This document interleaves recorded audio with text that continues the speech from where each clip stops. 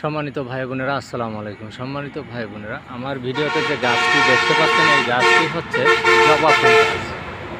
এই জবা ফুল গাছ আমাদের শরীরের জন্য অত্যন্ত উপকারী, একটি ভেষজ গুণ সম্পূর্ণ, আমাদের মানবদেহের জন্য অত্যন্ত উপকারী এই গাছটি।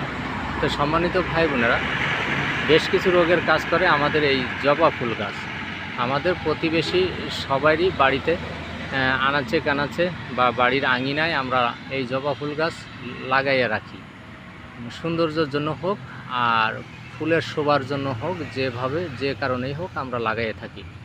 তো সম্মানিত ভাই বোনরা, আজ আমি এমন একটি রোগের কথা বলবো, জেনে রাখুন, শিখে রাখুন, কাজে লাগবে, আপনার পরিবার পরিজনদের জন্য কাজে লাগবে ইনশাআল্লাহ। যাদের শরীরে অতিরিক্ত চর্বিকে আপনার এই জবা ফুল গাছের পাতা আপনার অতিরিক্ত চর্বিকে বের করে দিবে ইনশাআল্লাহ। কিভাবে আপনি এই জবা ফুল গাছের পাতাকে আপনি সেবন করবেন বা কীভাবে ব্যবহার করবেন, সর্বপ্রথমে আপনি কয়েকটা পাতা নেবেন, ধুয়ে পরিষ্কার করে ছেঁচে রস করবেন, 3 থেকে 4 চামচ রস বের করবেন। রস বের করে আপনি সকালে খালি পেটে খাবেন ইনশাআল্লাহ। আপনার শরীরের এভাবে বেশ কিছুদিন আপনি খেয়ে যান, ইনশাআল্লাহ আপনার শরীরে ওজন চর্বি কমে যাবে।